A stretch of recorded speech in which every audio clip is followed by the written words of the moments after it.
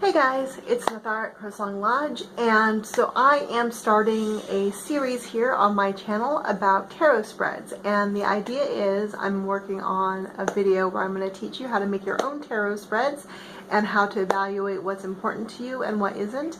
And the way we're going to work towards that is we're going to be evaluating a bunch of tarot spreads and seeing how they work for us. And the way we're going to do that is, the way I'm going to do that is I'm going to show you me using the spread and give you kind of my thoughts on how it goes. Those of you who are familiar with my reading style already, I don't use spreads in my reading because I don't like them. For me, it's almost always too many cards and I don't care about half of them, and so I find it really annoying. I just want to ask a question and draw one card to answer that question, or maybe three if I feel like I want some more information. But so I don't normally use spreads very often. But I've had some questions lately about how do you create your own spread, so I wanted to create a video for that, but I also kind of wanted to evaluate a lot of the really popular spreads that are out there, and I thought, why not invite you guys along and let you see how I do a spread for myself, trying out some while I'm surfing the Pinterest, and then we can work up towards talking about what I did like and what I didn't like, and then we can use all that material to build our own spreads. It's a very, very long intro. Sorry. Anyway, so for this first spread, we're going to try out our classic Celtic Cross, because that is the one that comes in all the books and all the little white books, and it is my most hated spread of all, so why not start with it, right? At least that's what I'm thinking. Anyway, so I'm going to turn the camera around again and we're going to check that out. Now, I'm not confident I have enough space, which is the first problem with the Celtic Cross spread, but we'll make it work, alright? So, turning the camera around. Alright, so I've made some extra space here on my desk, so hopefully we'll be able to fit all the cards here. I probably should be using my mini deck, but I don't want to. And I actually have pulled up a basic description of the Celtic Cross spread on my computer because I just can't remember how it goes anyway. There's a lot of cards involved, okay? Let's see, what's a situation? I'm going to ask because the Celtic Cross is supposed to help describe a situation and what you can kind of expect the outcome to be, and also the elements that are playing into that outcome. So I'm going to ask about this tarot spread project using the Celtic Cross spread. So that's what I'm going to shuffle into my cards. And I am not going to be using a significator. If you're not familiar with what that is, don't worry, we'll talk about it later. Basically, that is I'll talk it while I'm shuffling here. Basically, that is a card that you either choose or draw from the deck that represents the querent, and the querent is a word that refers to the person that you are reading for. So in that case, that would be me, and that gives additional information into how they feel and how they are approaching the situation. So I'm just going to ask the cards about this tarot spread project and what I can expect from it. So now, because as we read our spread, we are actually in the process of changing the future just by gaining information on it, I always lay out my spreads face down. That is not necessarily the way I learned it. My mom was kind of like, do it up, do it down, it doesn't matter. But you know, I'm very I overthink things a lot, and so the conclusion I came to was that if I laid the cards all down, that would be a snapshot of exactly this moment when I laid them out, and then they wouldn't be altering themselves as I was reading the cards when I drew them, because that would be, it's like shifting sands, right? So we're going to start with card number 1 and card number 2, card number 3, card number 4, card number 5, card number 6, card number 7 goes down here, card number 8, You can see I like to use a fan style of drawing cards, and I'm so out of room on my desk here. Card number 9 and card number 10. That's right, those tarot books expect all the newbies out there to start with the 10 card spread. That's kind of mean if you ask me, but you didn't, so sorry. So we're going to start out with card number 1, which is inconveniently under card number 2. Card number 1 is going to tell us just like an overview of the situation that we're looking at.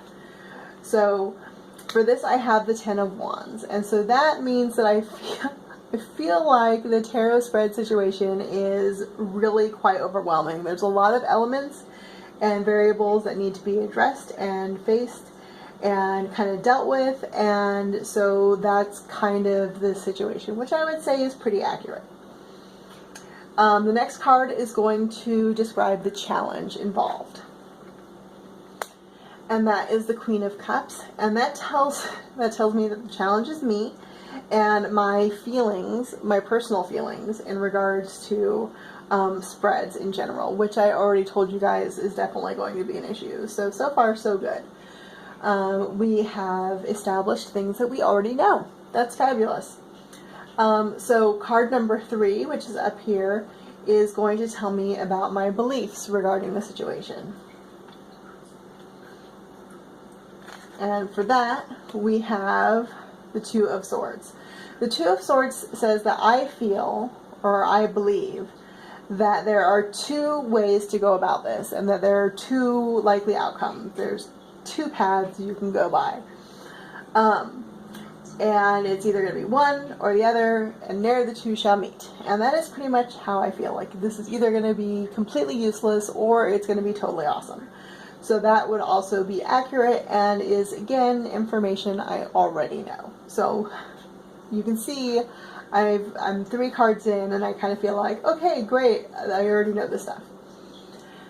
Card number 4 is the root of the issue or the distant past, kind of the same thing. That is the 9 of Pentacles. That is me wanting to use my creativity in order to kind of help maximize the return on all my resources.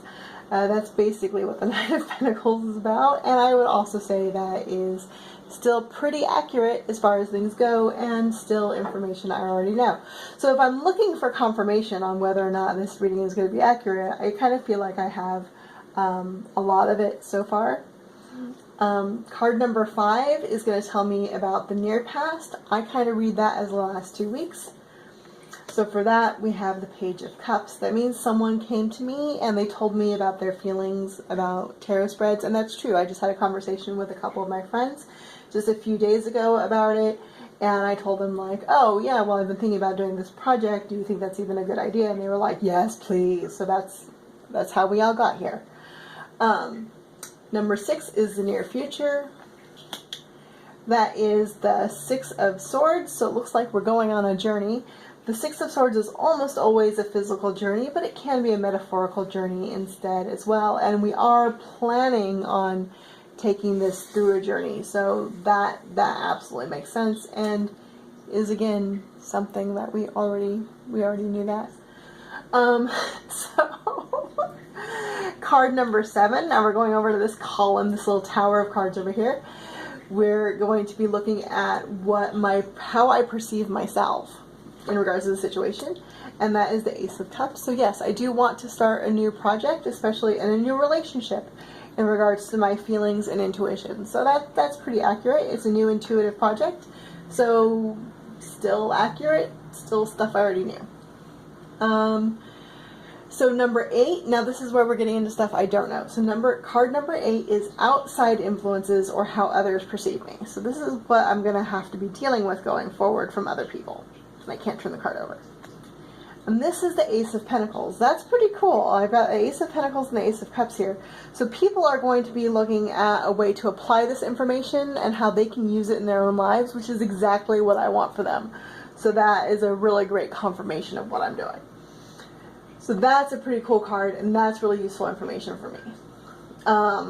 So card number 9 is action advice. So this is something that I should be doing if I want to get the outcome that I want, which why wouldn't I?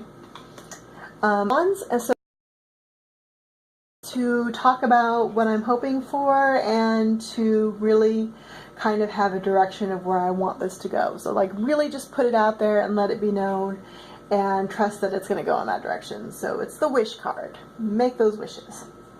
So that's pretty convenient because I kind of feel like that's what I'm doing right now. And the last card is our likely outcome. And that is the Wheel of Fortune. And the way I read the Wheel of Fortune is basically everybody is a winner, which is great because that tells me that everybody who participates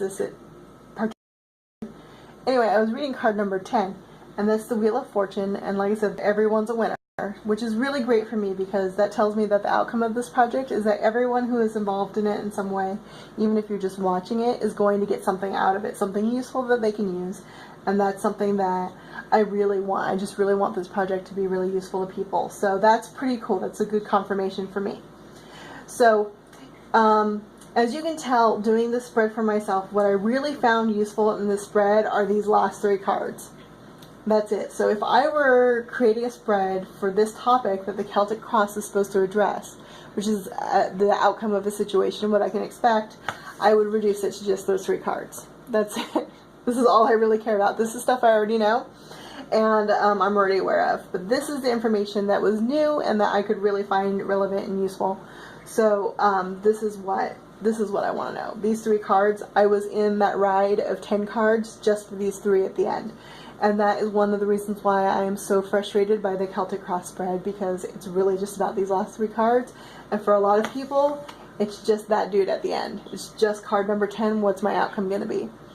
So these are the kind of things you want to look at about how you feel and how you perceive. Like when you're going like, it's card number 6, can we just skip to 10? When you're doing spreads, those kinds of things you want to observe about yourself when you go to turn around and start creating spreads. So anyway, so that's the Celtic Cross spread. That's how you do it and how I interpret it, and that's my feelings on it.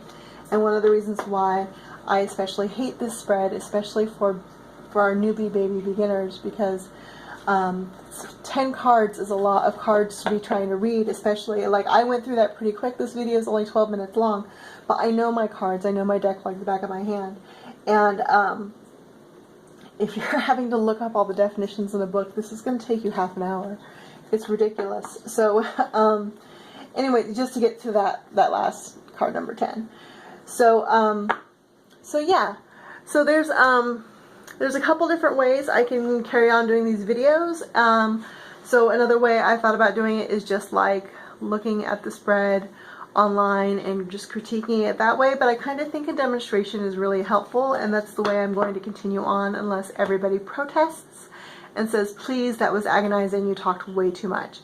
So let me know your thoughts, feelings, ideas, and if you're a spread creator out there and you would like to see me do this with your spread, feel free to send it to me. I'll be happy to go over it and include it in a video here, but I am going to be honest about my thoughts. So you might want to see some of my other videos before you do that, because I have a potty mouth. Anyway, this is Nathara at CrowSong Lodge, and this is my tarot spread project video. I don't even have a name for it yet. Video number 1. I guess it's going to get its own playlist now. So yeah, I will be talking to you guys later. Signing out. Oh, and my website where you can get readings and stuff is down there in the description, along with my Patreon account if you want to. So that would be mad appreciated. Anyway, I will talk to you guys later.